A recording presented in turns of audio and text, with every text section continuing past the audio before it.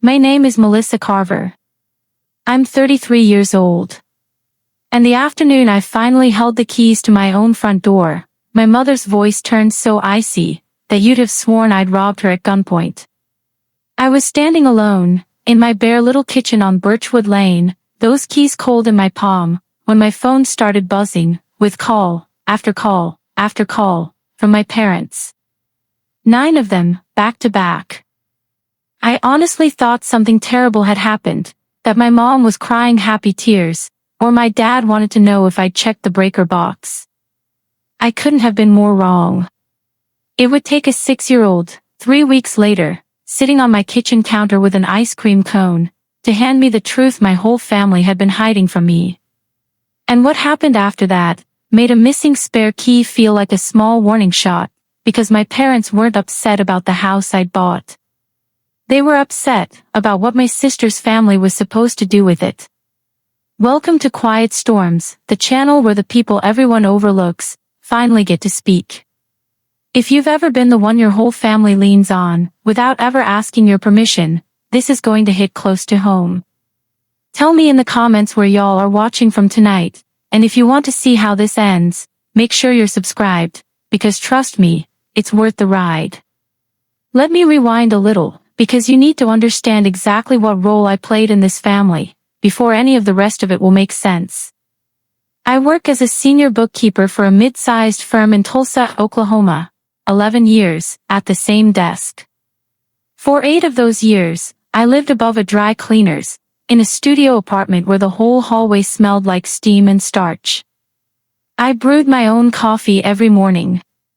I drove a car with a dent in the bumper I never bothered to fix. And every single month, quietly, almost like a ritual, I put money aside. In my family, I was always the one who takes care of things. I filed my parents' taxes every spring. I filed my Aunt Paulette's taxes too. When my grandmother needed help deciphering a Medicare letter, I got the phone call.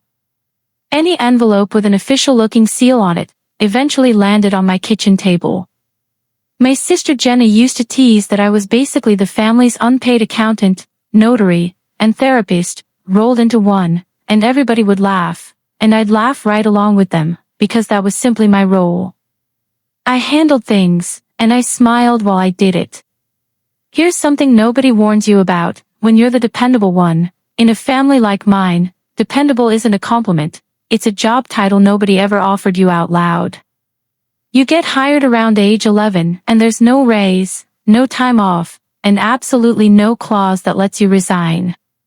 For most of my life, I actually believed that job, and being loved, were the same thing. I balanced everybody's books, and told myself the numbers were proof that I mattered. Standing in my empty new kitchen, with 9 missed calls glowing on my screen, I had no idea my job description was about to grow again. Turns out, being reliable came with a housing clause too. Nobody had ever shown me that part of the contract. They'd only shown it to each other. Let me set the scene for the pressure that had been quietly building in my family for 2 years. My parents, Denise and Roy Callahan, own a modest 3-bedroom house on Kestrel Avenue, about 15 minutes from my new place. My dad is 67, a retired welder who mostly communicates through fixing things instead of talking about them. My mom is 62, and works part-time in the office at Grace Community Church, which, in a town our size, functions less like a job and more like a throne. 2 years earlier, my sister Jenna's husband Todd had watched his landscaping business collapse. Supply costs climbed, 2 big clients stopped paying on time, and the whole thing crumbled slowly, and then all at once. About a year and a half before I bought my house, Jenna, Todd, and their 3 kids moved in with my parents. Jenna is 30. The kids are Lily, who's 8, Noah, who's 6, and B, who's 3. 7 people, crammed into a house built comfortably for 4, and I watched the strain of it wear grooves into every one of them. I never said a word against it. I bought school supplies for the kids every August. I quietly covered Lily's summer camp, and told Jenna it was some gift card promotion that doesn't actually exist, but she never questioned it. I showed up with grocery bags and called it just stopping by. I handled the edges of their crisis without anyone having to ask, the same way I always had. But that fall, my mother started asking me a strange, casual little question, whenever we found ourselves alone drying dishes together. Have you thought about looking at something bigger, sweetheart? Bigger. I was living by myself, over a dry cleaner. I remember thinking it was such an odd word for her to keep circling back to. It wasn't odd at all, it was a measurement she was already taking. I need to tell you about the coffee can, because everything that eventually happened traces back to it. When I was 11, I babysat for 2 families on our block, for $4 an hour, which felt like an absolute fortune at the time. I kept every bill in an old coffee can, hidden under a sweater in my closet, saving toward a purple mountain bike in the window of the hardware store downtown. I counted that money the way other kids reread their favorite comic books. One March, our water heater on Kestrel Avenue died, the same week my dad's hours at the plant got cut. I came home from school that Monday, and the can felt lighter in my hands. Nobody had asked me first. My mother sat me down at our kitchen table, laid her hand over mine, and explained gently that families pull together, that she knew I'd understand. Then she turned to my father and my aunt, and said the sentence that would quietly shape the next 22 years of my life, Melissa understands. Melissa always understands. Everyone smiled at me, and I remember precisely how that smile felt, like being handed a trophy with my own name engraved on it. So I smiled back, and said the water heater mattered more. I never got the bike. And I learned, right then, the actual terms of the deal my family was offering. Understanding was the cost of admission, and handling things quietly was how I paid my membership dues. I spent the next 2 decades being the girl who understood, at 15, at 24, at 29. I understood, until understanding became the only thing anyone believed I was good for. The house on Birchwood Lane was the very first thing in my entire life I refused to hand over, and my family reacted to that refusal like I'd committed a felony. I bought that house in complete secrecy, and I want to be honest about why. 3 years before that, I'd bought a car, a plain, sensible sedan, the most boring purchase imaginable, and made the mistake of mentioning it at Sunday dinner, before I'd signed anything. My family instantly formed a committee. My dad had opinions about the transmission. Aunt Paulette knew a guy who could get me a better deal. My mother insisted I wait until spring, for reasons she never bothered explaining. By the time it was over, I nearly bought the exact car my mother preferred, in a color I actually hated. So when I began house hunting quietly that winter, I told absolutely no one. And the longer I searched, the stranger my mother's little comments became. She kept steering conversations toward one particular listing, a 4-bedroom on Aspen Street. Good school district, she'd say. A house like that holds its value. Plenty of room to grow into. I hadn't told her I was looking at all. I remember a cold little twist under my ribs, every time Aspen Street came up in conversation, like overhearing your own name mentioned in a room you weren't invited into. I didn't have a name for that feeling yet. I just knew I wanted a door that locked, and a deed with exactly one name on it. In February, I found a little cottage on Birchwood Lane, 2 bedrooms, a porch with a slightly warped step, and a chipped green ceramic bowl the previous owners had left sitting by the toaster. $278,000. I put down $56,000, 20%. 11 years of my life folded into a single wire transfer. My realtor asked whether my family wanted a walkthrough before closing. I told her my family doesn't walk through things, they vote on them, and 40 minutes of paperwork would somehow take them 4 months to turn into regret. Closing day landed on the first Friday of March. I signed every page, shook every hand, drove straight to Birchwood Lane, and stood in my own kitchen, holding my own keys. Then I did something I'd been imagining for months. I snapped a picture of those keys, and sent it to the family group chat with one line, "Surprise, I bought a house." I set my phone down on the counter and just breathed for a second. When I picked it back up, 9 missed calls were waiting. My parents' landline. My mother's cell. My mother's cell again. Not a single text saying congratulations. Nothing at all from Jenna. I called back, standing right there in my empty kitchen, and my mother answered before the first ring even finished. There was a silence long enough that I said hello twice, before she finally spoke. You did this without consulting us. Not, where is it? Not, how much did it cost? Not, are you happy, honey? Consulting, like I'd sold off a company behind the board's back. I actually laughed. I figured she had to be half joking. Mom, come on, I'm 33. It's a 2-bedroom cottage, not a corporate merger. My dad was on speaker, breathing but saying nothing, which is basically his native language. My mother's voice didn't rise. It dropped, flattened, went eerily calm, which anyone who knows her can tell you, is the real warning sign. You have no idea what you've just done, she said, and hung up on me. I stood there, holding a phone that had gone silent, inside a house that still smelled faintly of fresh paint. After 33 years studying my mother's anger, I knew its shapes by heart. Hurt had one shape. Worry had a different one entirely. This was neither. This was the shape of something breaking apart that I simply couldn't see yet, a plan, as it turned out. Their plan. By Sunday, the phone tree had blossomed into full bloom. If you've ever lived in a small church-going town, you already know exactly what that means.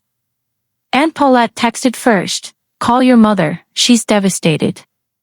Devastated, over a cottage. Then my mother's cousin phoned, to remind me that family is the only thing you take with you, rich, considering she once sued her own brother over a riding lawnmower. 2 women from church sent me nearly identical messages, about how blessed I was, and how blessings exist to be shared. Notice that word, nearly identical. The same phrases kept arriving from completely different people. Shared blessings. Family sticks together. Your poor mother. When 5 different people call you selfish, using the exact same words, somebody wrote the script for them. At the time, it just felt like I was losing my mind, straight up. I'd bought a house with my own savings, 15 minutes from my own parents, and my family behaved as though I'd fled the country under a fake name. But the message that really kept me up that night wasn't from an aunt at all. It came from my sister. Jenna had gone silent for 2 full days. No congratulations, no exclamation points, none of her usual string of emojis. Then, Sunday night, my phone buzzed once. So that's it, then. That was the entire message. I read it maybe 30 times. It was the voice of someone standing at the end of something, watching a door close in front of her. But I hadn't closed any door, I just opened my very first one. I typed back, what does that mean, and watched 3 dots appear, and vanish, like someone pacing behind a pane of glass. No reply ever came. It felt like my entire family was grieving at the same funeral, and I was the only one who hadn't been shown the casket. 3 weeks after closing, my mother summoned me, and that really is the word, to Sunday dinner on Kestrel Avenue. The text read like a subpoena. I went anyway, because 2 decades of training doesn't dissolve in 14 days. Dinner was roast chicken, and politeness thick enough to spread with a knife. My dad mentioned the weather twice. Jenna wouldn't meet my eyes, and kept cutting BEA's food into smaller and smaller pieces long after we had stopped eating. Todd kept repeating that the chicken was great, which was more conversation than he usually risked around my parents. Every exchange at that table died halfway through, like the whole room was waiting on a cue nobody would give. Then, over dessert, my mother set down her fork, and announced to no one in particular, the 4-bedroom on Aspen is still on the market, you know. Good school district. The room went quiet, in a very specific way, not surprised, exactly. Caught. I looked up. How do you know what's available, Mom? She smoothed the tablecloth with her palm. People mention things. Here's what you need to understand. I had never once told my mother I was house hunting, let alone about that particular listing. And yet, she knew it was still on the market. Still, as though someone had been tracking it for her. Jenna stared into her coffee like it owed her money. My dad suddenly became very absorbed in folding his napkin. And that's when my 8-year-old niece Lily looked up from her ice cream, with the total administrative confidence only a third grader can manage, and asked, Aunt Mel, is your new house the one we're? Lily, Jenna snapped, sharp and fast as a mousetrap. Lily stopped mid-sentence. The table erupted into loud, meaningless conversation about nothing at all, and I sat there with my spoon frozen in the air, finally certain of exactly one thing. Everybody at that table already knew something I didn't. I got my answer that same night, from the only honest person left in the family. After dinner, while I was rinsing dishes, Lily climbed up onto the stool beside me with her melting bowl of ice cream, swinging her feet. She's a planner, that kid, always keeping lists in her head. And she said, as casually as discussing a field trip, Mom said when you got the new house, me and Noah get the big room, and be sleeps with Grandma and Grandpa till she turns 5. My hands went completely still in the sink water. I kept my voice light. The new house, your new house. She looked at me like I was slow, the way kids do. When you got the bigger one. Mom and Grandma talk about it all the time. Since before Christmas. Since before Christmas. It was late March by then. I dried my hands, walked into the living room, and asked the question outright, in front of everyone, because I'd learned that privacy was exactly where my family did its dirtiest work. Were Jenna and Todd planning to move into my house? Nobody said, what? Nobody looked the least bit confused. That's precisely how I knew. Jenna closed her eyes. Todd suddenly found the carpet fascinating. My dad glanced at my mother, and my mother looked relieved. Genuinely relieved, like a woman finally allowed to set down a heavy bag she'd been carrying for miles. You were never supposed to find out from Lily, she said. And then the whole thing spilled out, smooth as a rehearsed speech, because it was one. I'd buy the 4-bedroom on Aspen, the house she'd been nudging me toward for months. Jenna, Todd, and the kids would move in with me. A few years, that's all it would take. Family helping family. Everyone had discussed it. Everyone had agreed to it. Everyone, except me. I stood in my parents' living room, and listened to my own future described entirely in the past tense. When I finally asked why they'd plan my life without ever asking me, my mother genuinely looked puzzled. What's yours belongs to the family, Melissa. That's simply what family means.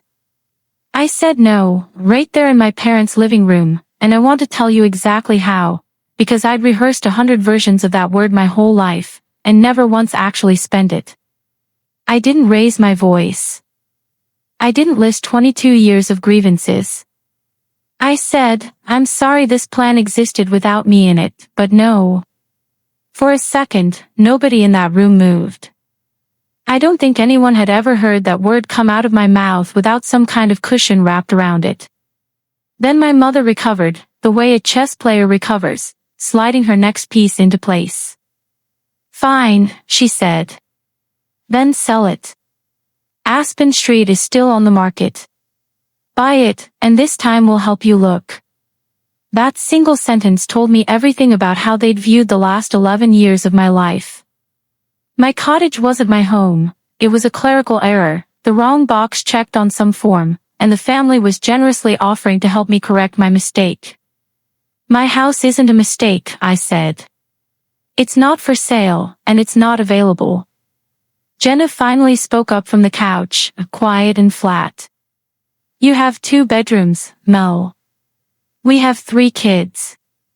As if the math itself were the whole argument, as if the only real problem with taking my home was that it might be a little too small. Nobody in that room ever asked me the simple question, the human one, do you actually want to live with 5 extra people, Melissa? Nobody asked, because my wanting anything had never once been a line item in the family budget. I grabbed my coat and my keys, and left. Driving home to Birchwood Lane, I actually felt lighter, because I believed I'd ended something.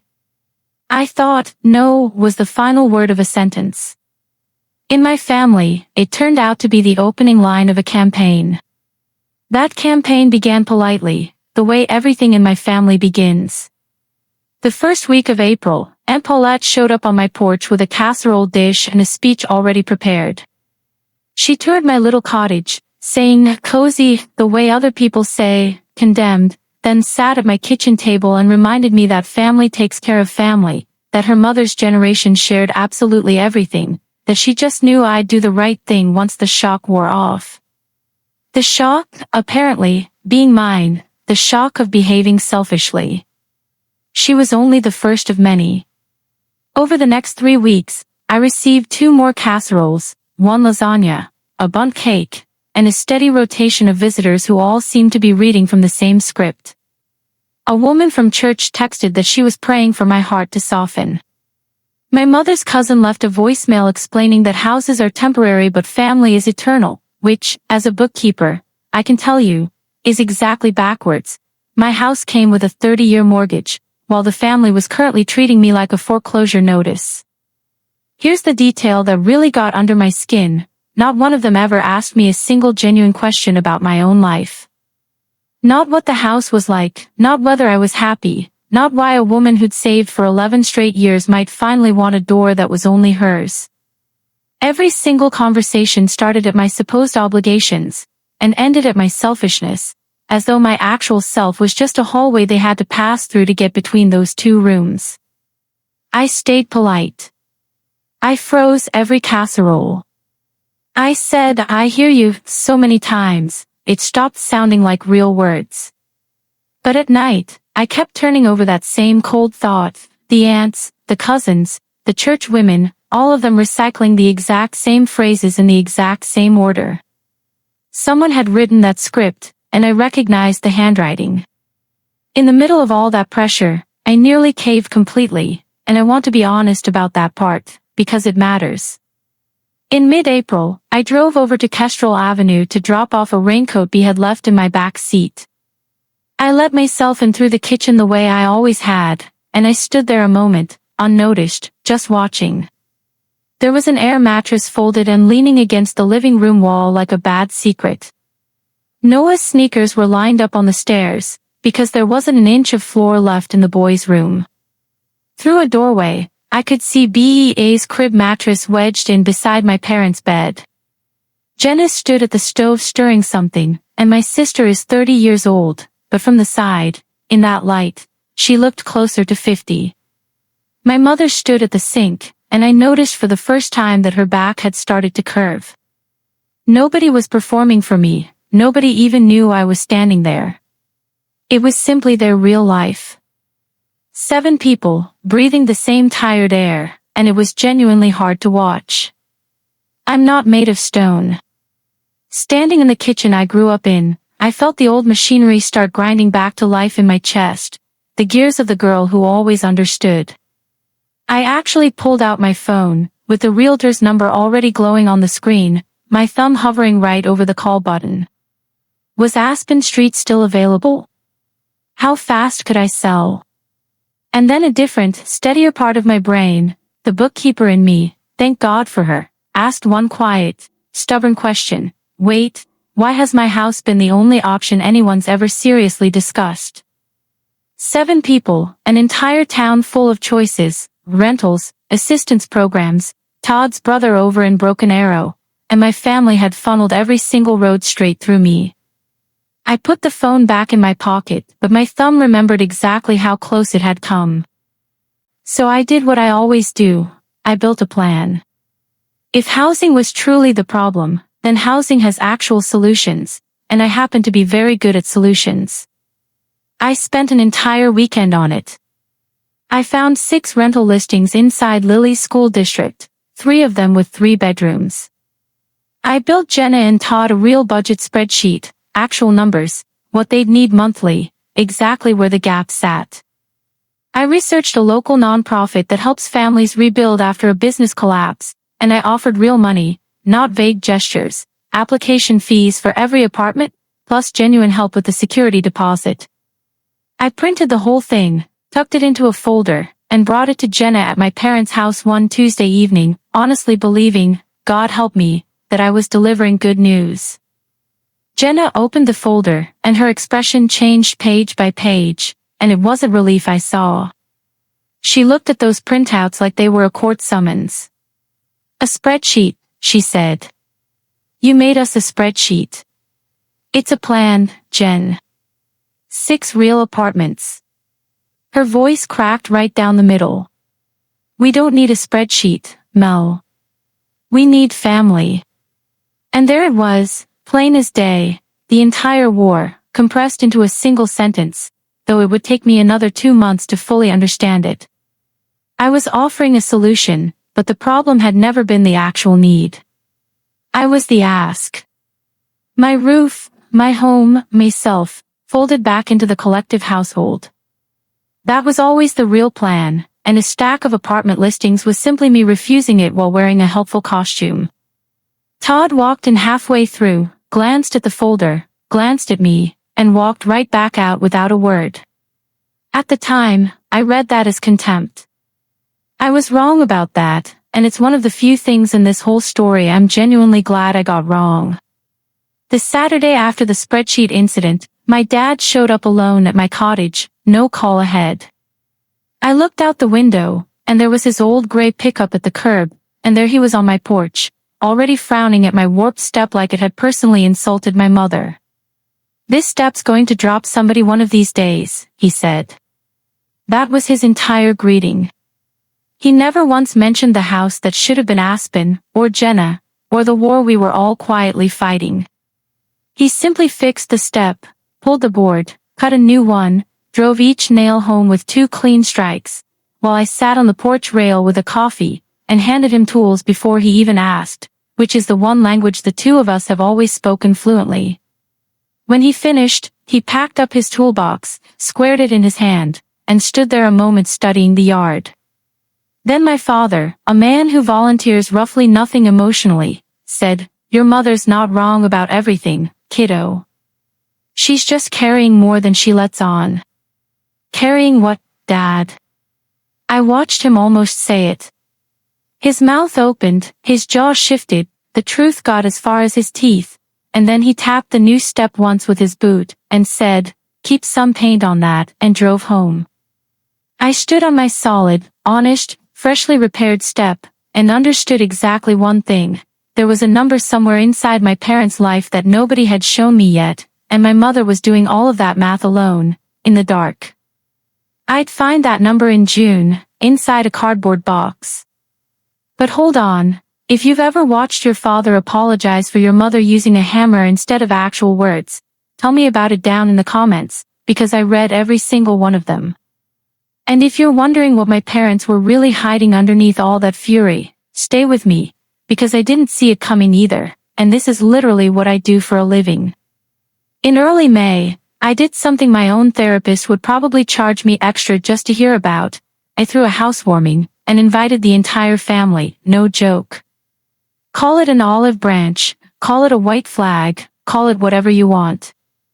I cleaned for 2 solid days. I baked my grandmother's lemon bars from the recipe card in her own handwriting. And they actually came, all of them, my parents, Jenna and Todd and the kids, Aunt Paulette, and 2 church women, doing what I can only describe as 3 hours of reconnaissance. It almost worked. Lily claimed the window seat in my little office, and read an entire chapter out loud to me. My dad wandered my basement with a flashlight, and declared my furnace, better than it deserves, which from Roy Callahan is essentially a love sonnet. My mother was careful and correct, complimenting my curtains the exact way you'd compliment a rival's new haircut. And here's the detail I need you to hold on to, because it matters later. Beside my toaster sat that little green ceramic bowl the previous owners had left behind. I liked it, so I kept it, and that's where I stored my spare key. It sat there in plain sight the entire afternoon, while people wandered in and out of my kitchen for 3 straight hours, refilling drinks, cutting lemon bars, admiring the window over my sink. The party wound down around 6. Hugs at the door, leftovers wrapped in foil, taillights disappearing down Birchwood Lane. I washed the dishes, dried them, put the kettle on, and then I froze. The green bowl was empty. I stood there with a dish towel over my shoulder, telling myself it must have fallen, gotten knocked off, that one of the kids had been playing with it. I searched the counter, the junk drawer, the floor, even the trash bag by the back door, pockets of coats I hadn't worn since March. It was 10 o'clock, before I finally let myself think the real thought. Nobody had broken into my house that night. Somebody had simply made sure they'd never have to. I want to be careful here, because I never found out for certain whose pocket that key disappeared into, and I've made my peace with never knowing. Here's what I did instead of pointing fingers. Monday morning, I called a locksmith. By Wednesday, both doors had brand new locks, and the back door got a deadbolt sturdy enough to stop a grudge in its tracks. I didn't announce it. I didn't send some pointed text to the group chat. I just quietly made my house mine again, because a new lock isn't an argument, it's a fact, and I deal in facts. The locksmith was a cheerful guy who talked about his fantasy football league the entire time, and right before he left, he said the thing locksmiths always say, you'd be surprised who ends up with keys to people's houses. I told him, buddy, I was well past surprised by then.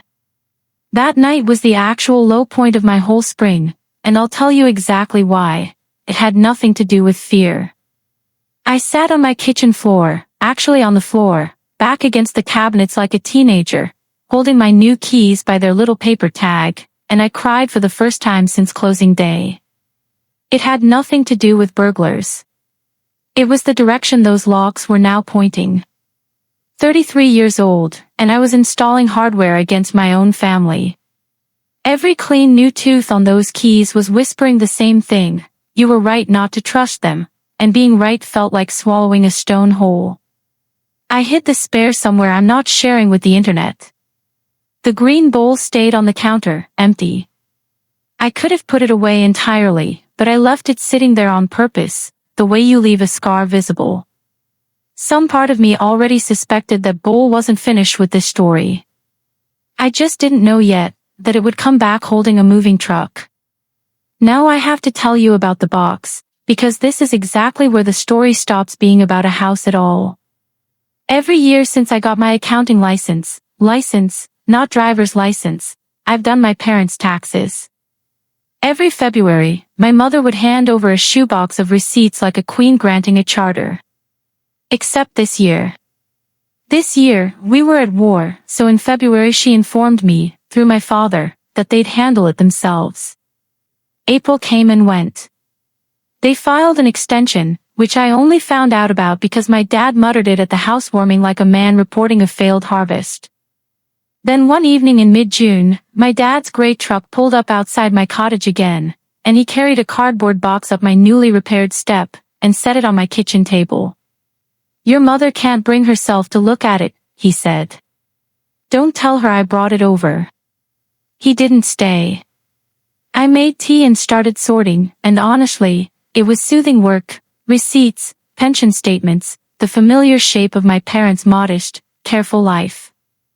I had little stacks going across the table, a whole system, when I picked up one particular form, and the entire evening went silent around me. It was a 1098. The form a lender sends showing mortgage interest paid over the year. Except my parents had paid off Kestrel Avenue a full decade earlier. I was there at the barbecue, there was even a cake shaped like their house.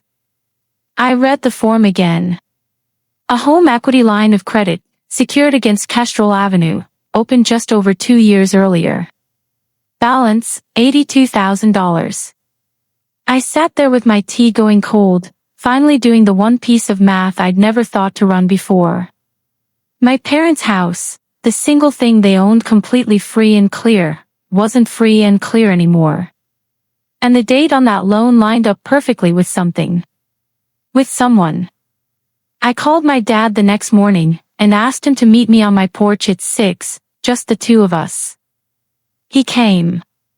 He sat on the top step, the one he'd fixed himself, forearms braced on his knees, and I set the 1098 down beside him. He looked at it the way you look at weather rolling in from a distance. Then he told me everything, in that same flat, sanded smooth voice he uses for hard truths.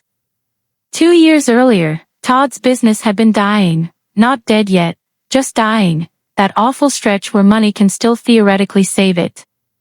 Jenna showed up on Kestrel Avenue in tears, terrified of losing their home. And my mother, who had watched her own family lose everything when she was young, decided that would never happen to her daughter. So my parents took out an $82,000 line of credit against a paid-off house, and poured every cent into Todd's company. And the company died anyway, and took Jenna's house down with it. Now that loan payment came straight out of a welder's pension and Social Security every single month, and it was winning. The plan, my dad said, was always the way out. You in a bigger place, Jenna's crew moving in with you, us selling Kestrel, paying off the loan, finally getting one of those little condos by the church. He rubbed his thumb along the stepboard. It all worked, Mel. On paper, every bit of it worked. Every road really did run straight through me, and now I finally understood why. I was the last bridge still standing. I asked him the only question I had left. Why didn't anyone just ask me? He was quiet for a long moment before he answered. Your mother gave up nursing school to raise her brothers. Nobody asked her either, Mel. She doesn't know another way to do this. He stood, tapped the step once with his boot, and drove home to his mortgaged house. My mother found out I knew within the week, because Kestrel Avenue has thin walls, and my parents have been married 38 years. She didn't call. She walked into my office on a Thursday at lunch, and asked the receptionist for me like she was picking up a prescription. We sat in the little conference room with the terrible coffee, and I watched my proud, upright, church office mother decide to abandon ants and casseroles, and finally try the one weapon she'd never once used on me, the truth, aimed with precision. So now you know, she said. I told her I did. Her chin lifted. Then you know you could fix all of this, Melissa. And she laid it all out, the whole clean machine of it. Sell the cottage, buy the house on Aspen, take in Jenna's family, sell Kestrel, clear the loan, everyone lands soft. One signature, she said, her voice doing something I'd never once heard it do in an argument. It shook. One yes from you, and this entire nightmare is over for everybody. For everybody. I looked at my mother across that laminate table, and for the very first time in this whole war, she looked genuinely old to me. 62 years spent holding up other people's ceilings with her own spine, and that spine was finally giving out. Some part of me had waited an entire lifetime to feel this necessary. That's the ugly little secret about being the reliable one, the wound actually wants the job. My hands honestly itched for a pen. I said, as quietly as I could manage, Mom, I can't be the plan. I can help. But I can't be the plan. She gathered her purse like it was a verdict, and walked out. That night, my phone buzzed, the family group chat. A screenshot from Jenna. A moving truck reservation for that coming Saturday. I still don't know whether that screenshot was an accident or a warning shot. Jenna insists it was a mistake. Lily, who never lies, says her mother was crying while she typed it, so make of that whatever you want. Either way, Saturday arrived, and I did something that honestly surprised even me. I went into the office. Tax extension season doesn't take weekends off, and I sat at my desk running other people's numbers, because some stubborn, hopeful animal in my chest still refused to believe my own family would actually go through with it. At around 11:40, my phone rang. It was Mrs. Whitfield, my next-door neighbor, 72, retired schoolteacher, the sharpest set of eyes on Birchwood Lane. "Melissa, honey," she said, in exactly the tone you'd use for, "there's smoke coming out of your kitchen, there's a moving truck in your driveway." I asked her to describe what she was seeing, and she did, like the born witness she is. A rental truck backed into my driveway, a man carrying boxes up onto my porch, children out on my lawn, and a woman standing at my front door, trying a key that simply would not turn. Trying it again. Stepping back to stare at the door like it had personally betrayed her. My sister, standing on my welcome mat, holding the key from the green ceramic bowl, discovering 6 weeks too late that the locks on my house no longer matched the plan for my house. "Should I call someone?" Mrs. Whitfield asked. "You just did," I said. "I'm on my way." The drive from my office to Birchwood Lane takes about 20 minutes, and I want to tell you honestly what those 20 minutes felt like, because it wasn't at all what I expected. No shaking hands, no racing heart. I drove the speed limit the entire way, calmer than I'd felt in months. It was, ironically, the calmest I'd ever been on a day I probably should have been screaming, because somewhere along that drive, the last soft, hopeful piece of me quietly finished dying. And what's left after that dies, turns out to be very, very steady.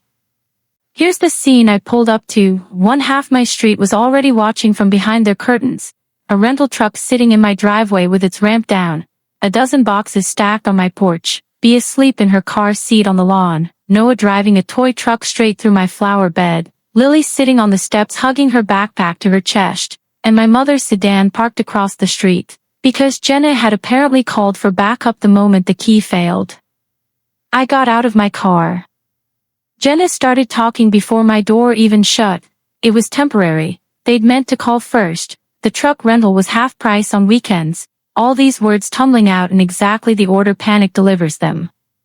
Todd, to his credit, had stopped carrying boxes entirely, and just stood there with empty hands, a man visibly wishing he were anywhere else on the planet. I walked up my own front path and said, not loudly at all, "You need to put those boxes back on the truck." My mother crossed the street saying we'd all discussed this calmly inside, moving toward my porch like the entire matter was already settled. And that's when it happened. The sentence left my mouth before I'd even planned it. "You need to leave my property." To my own mother. In front of my niece. The words landed on that lawn like a dropped plate, and everything just stopped. Even Noah's truck noises stopped. My mother went pale, then completely still, before pulling herself upright and delivering, in front of the children and the boxes and Mrs. Whitfield's shameless open window, one more recitation of the family creed. "What's yours belongs to the family, Melissa. That's what family means." I stood on the step my own father had fixed, and heard myself answer, "Then I guess I'm not family today." They loaded every box back onto that truck. It took 40 minutes, and I watched all of it, arms crossed, quietly dying inside while refusing to let it show. The truck pulled away at 4:15. By 6 o'clock, I was apparently public enemy number 1, a monster in 4 separate group chats I wasn't even part of. The silence that followed had its own temperature, and it lasted weeks. No Sunday dinner summons, which I'd expected, but also no photos of the kids showing up in the family chat. Someone had quietly cut me out entirely. Noah's birthday came and went in early August, and I only found out about the party from a bakery cashier who assumed I'd already been there. That one, I carried around for days like a splinter I couldn't dig out. My mother told her circle of friends I'd chosen a house over my own grandchildren, and the phrase traveled exactly the way her phrases always do. And then, on a Tuesday night, my phone rang, and the screen read, "Grandma Vivian." My grandmother is 86, and does not simply call people, she summons them through intermediaries, like a small-town monarch. I answered, fully expecting the final boss level of the guilt trip. Instead, she said, "I hear you told Denise no." I braced myself, and then she said, a long, curious, the way you taste something entirely new. Then she told me a story I had never once heard in my life. When my mother was 19, she'd gotten into nursing school. There was an acceptance letter that sat on the kitchen table at Grandma Vivian's farmhouse for 3 days, propped against the salt shaker. That same week, my great-grandfather lost his job at the mill, with 3 younger boys still to feed at home, and Denise was the oldest, and the letter simply disappeared off the table one day, and nobody ever spoke of it again. Your mother cried in my kitchen one night, Grandma Vivian said, and then she never mentioned it again, and I let her not mention it. That was my mistake, child, not hers. I sat with that for a long, quiet moment. Then I asked what I should do, and she declined to answer, because that's exactly who she is. Come to my birthday, she said instead. Whatever you decide it standing up on your own 2 feet. I need to show you the worst hour of this entire story, and it doesn't have a single raised voice in it. It's just me, my kitchen table, and a laptop glowing at 2 in the morning, 11 days before my grandmother's birthday. I opened a spreadsheet, of course I did, and across the top I typed out a question I'd never once let myself write down before. What would it actually cost to buy them back? Column A held the money. Paying off my parents' loan meant $82,000. What remained of my savings after the down payment wasn't close to enough. Getting there meant borrowing against my own retirement account, 6 years of repayments, my entire safety net gone at 33, stacked right on top of a brand new mortgage. I typed it all in anyway, cursor blinking at me.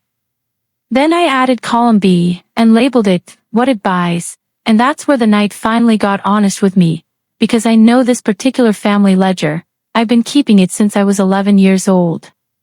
Empty the coffee can, receive the warm smile, watch the smile last exactly until the next water heater breaks. Pay off their loan, and I wouldn't be buying my family back at all. I'd be renewing my lease with them, same terms, just a much bigger payment.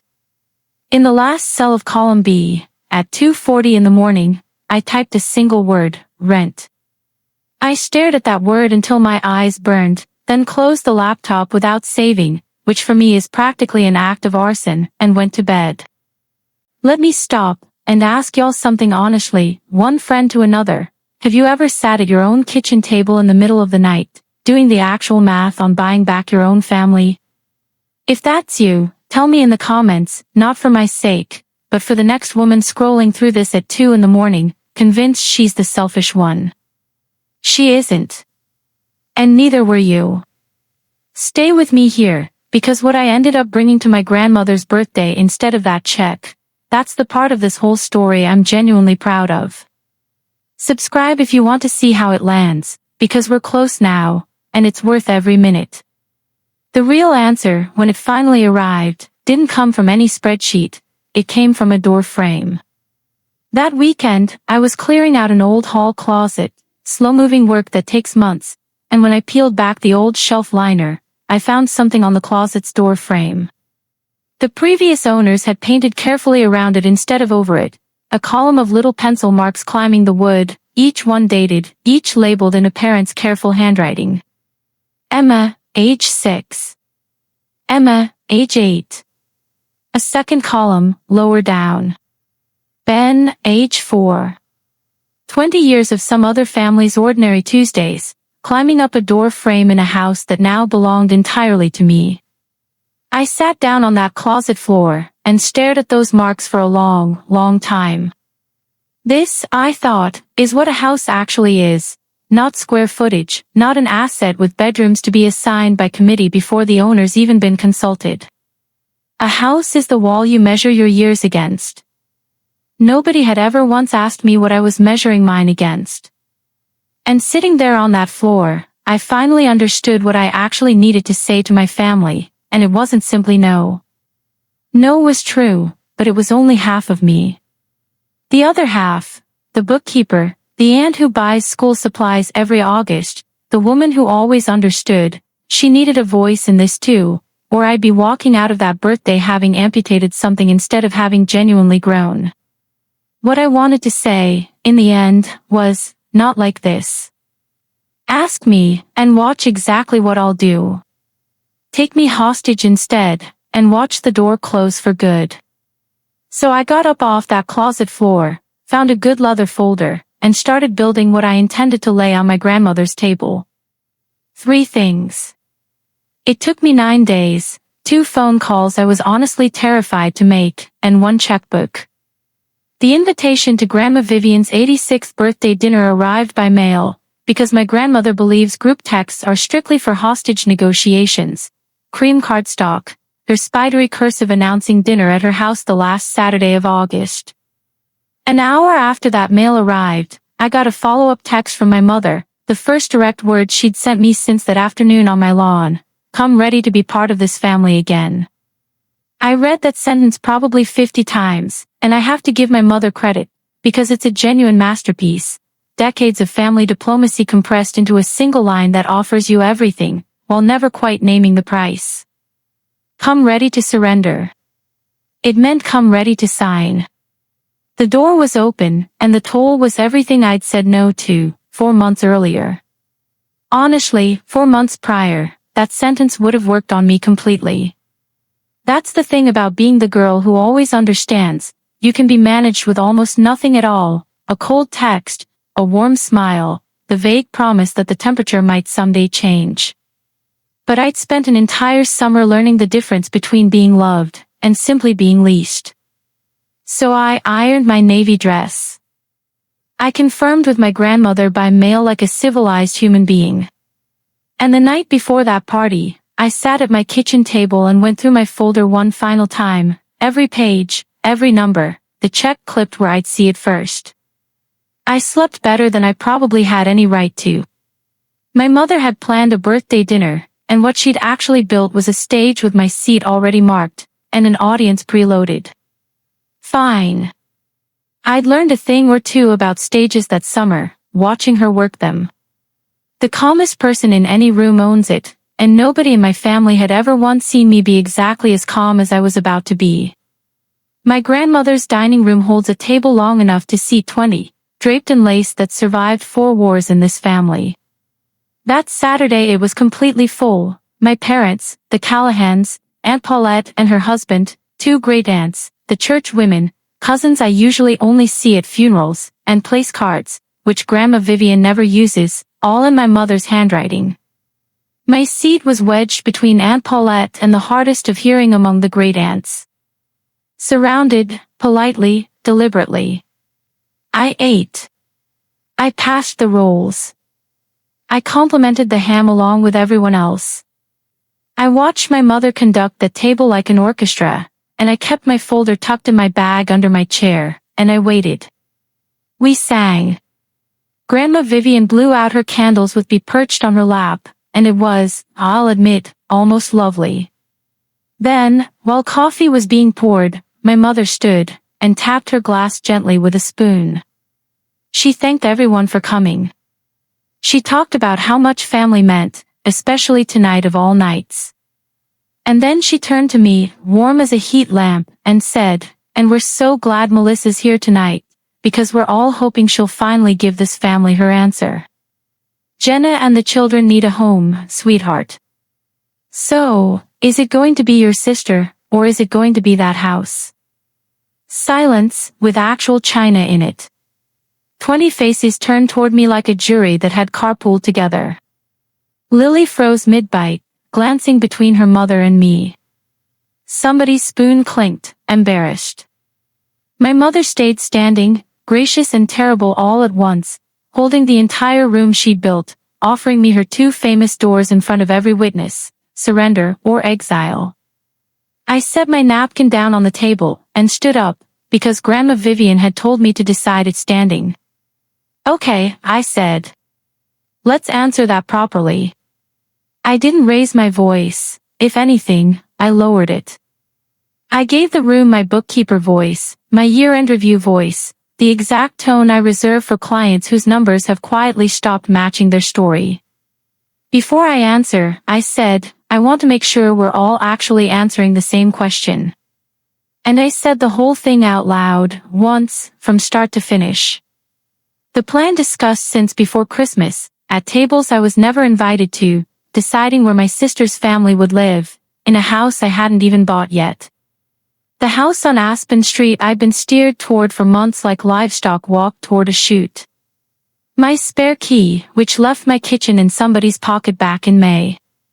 The moving truck that met my new locks in July. And the loan. I said it plainly, without any cruelty, because Roy Callahan's daughter owed him at least that much. 2 years ago, Mom and Dad borrowed $82,000 against Kestrel Avenue, trying to save Todd's business. It didn't work. The payment's been eating their retirement alive ever since. That's the engine underneath all of this. That's why it had to be me. The room didn't gasp. Look closely around any family table when the truth finally sits down. Nobody's actually shocked. The aunts studied their coffee cups. Todd stared hard at his own hands.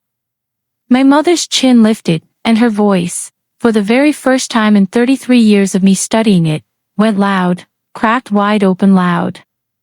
You have no right. And I said, gently, Mom, Jenna needs 4 walls. What you've all been asking me for, all year long, is to be the walls. I let that sit in the air. Then I reached under my chair, lifted the folder, and set it down on the lace tablecloth. But I didn't come here to say no. I came to show you exactly what yes looks like, when somebody actually bothers to ask me. I opened it, and pulled out 3 things, walking them down the length of that table like I was dealing the final hand of the night. The first was a check. Jenna, Todd, there's a 3-bedroom apartment on Delmar Court, 11 minutes from Lily's school. I toured it Tuesday. The manager's holding it until the 1st of the month. I set the check in front of my sister. That's first and last month's rent. It's made out to the property company, not to you, not to Mom, to the landlord directly. It's a home, Jen. With your names on the lease, and nobody's name on the favor. Jenna looked down at that check, and her mouth folded in on itself, while Todd pressed his hand flat against the table like a man steadying a rocking boat. The second thing was a stack of paper held together with a binder clip. I set it in front of my father. Dad, that's a full restructuring package for the loan. Longer term, lower monthly payment, numbers built to actually fit a pension. I ran it 4 different ways. The math holds up. You keep Kestrel Avenue. You don't have to sell a single thing. I'll prepare the whole application myself, and sit with you at the bank. No charge, obviously, I'm your daughter. I'm also the best accountant you know. My father rested 2 fingers gently on that binder clip, like it was some small bird that might startle and fly off. And the third thing was a single blank sheet of paper, which I carried the full length of the table and set down in front of my mother. She stared at it. What is this? That's the page, I said, where somebody, for once, finally asks me what I want. It's been blank for 22 years, Mom. I've been waiting. Her hands were shaking. The room had gone so still, I could actually hear the kitchen clock ticking. 1 condition covers all 3, I said. My house isn't on this table. It never will be. And my mother, because she is exactly who her life shaped her into, stood up and played the very last card left in her deck. If you walk out that door, Melissa, love you have to keep paying for isn't love, Mom, I said, picking my coat up off the chair. It's rent. I've been paying it for 22 years. I'm done renting. And into that silence came my grandmother's voice, old and dry as that lace tablecloth. Let her go, Denise. You, of all people, know exactly what it costs to stay. I kissed Grandma Vivian on the top of her head on my way out. Happy birthday. I walked through her front door not knowing, truly not knowing, whether anything I'd left on that table would still be sitting there in the morning, or whether I'd just traded my entire family for a door frame carrying somebody else's pencil marks. The chimes on her door rang out behind me, nobody followed, and I stood alone on that dark porch, and let both of those possibilities be true at the same time. I cried the whole drive home, and I want to be precise about why, because it wasn't regret. Somewhere on the highway, between my grandmother's porch light and my own, I finally saw the shape of the entire thing clearly. The coffee can. The smile. 22 years of it. I'd spent my whole life confusing being needed with being loved, and you really can run a long way on that particular fuel. Just ask my mother, who ran on it for 44 years, all the way back to a farmhouse kitchen where one envelope quietly vanished off a table. She and I had been paying down the exact same debt our entire lives. She'd simply never gotten to see the actual loan documents. Tonight, I finally walked straight out of the bank. I pulled onto Birchwood Lane around 10 that night. My porch light was on. I'd left it burning for myself, which suddenly felt like the entire point of everything I'd just done. I sat in the driveway a minute, just looking at the little house I'd been called selfish all summer for loving. 2 bedrooms, a warped step my father had made perfectly straight, a green ceramic bowl sitting empty by the toaster. And it occurred to me, turning my new key in my new lock, that this was the very first night of my entire life when nobody on earth knew exactly where I was except me. No chart. No committee. No assignment. It felt like grief, and it felt like mine, and I was still learning that those two things can be the exact same feeling. For 3 days after that, my family went completely silent. On the 4th day, my phone lit up with a name I expected least of all, Todd. My brother-in-law, a man who had rarely said an unnecessary word to me in 9 years, whose pride had been sleeping on his in-laws' fold-out couch for a year and a half. His text came through on a Wednesday morning, and I still have it saved. Jenna dropped your check off at the landlord's this morning. We got the apartment. The kids saw their rooms today. Lily picked the one with the window seat. I'm sorry about your porch. Thank you. I sat at my desk and read that message until the letters blurred together. The proudest man in my whole family had been the very first one to walk through the door I'd built. And that, friends, is exactly how I learned the difference between people who need help and people who need you. The ones who genuinely need help will take it with both hands, even when it doesn't arrive wrapped in surrender. A week later, Jenna texted like nothing had ever happened, which is just so completely Jenna. Still on for school pickup Tuesdays. No capital letters, no apology, just a bridge made entirely out of logistics. I took it anyway. Bridges don't have to be pretty to hold weight. My father stopped by that Sunday and fixed a gate latch that wasn't actually broken, drank exactly 1 cup of coffee, and stood at the door. Bank took the application, he said. That was his entire speech. The restructure went through that October. The new payment finally fit the pension, and Kestrel Avenue isn't going anywhere. Nobody thanked me publicly. There was no group text. My mother's name stayed dark in my phone for most of the fall. Almost all of it. It's November now. Saturday mornings, once a month, there are pancakes at my house, Lily, Noah, B, flour absolutely everywhere, and a brand new column of pencil marks starting up my closet door frame, right beside Emma's and Ben's. Lily, age, measured and dated in my own handwriting. She stands against that frame like she's being knighted every single time. My birthday came around 2 weeks ago. In the mail, tucked between a utility bill and a furnace flyer, sat one cream-colored card, my mother's handwriting on the envelope. Inside was a printed birthday verse, and underneath it, no note at all, just Mom. I stood at my counter and held it for a long while. The aunts still tell their version of this story around church.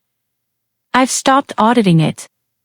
Some ledgers you close, not because they finally balance, but because you're simply done carrying them.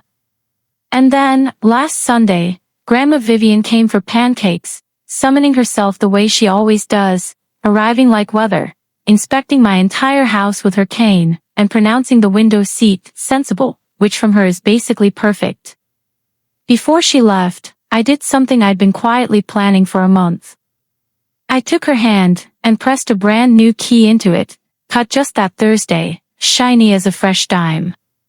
Then I let her watch me drop it into the green ceramic bowl by the toaster, where anyone standing in my kitchen could see it clearly. Given is different from taken, Grandma. She looked at that bowl, then at me, and nodded once, exactly like a judge handing down a verdict. 22 years, child, she said. Some locks just take longer.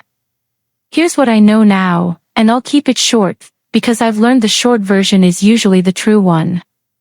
Family isn't the people allowed to take from you without asking first.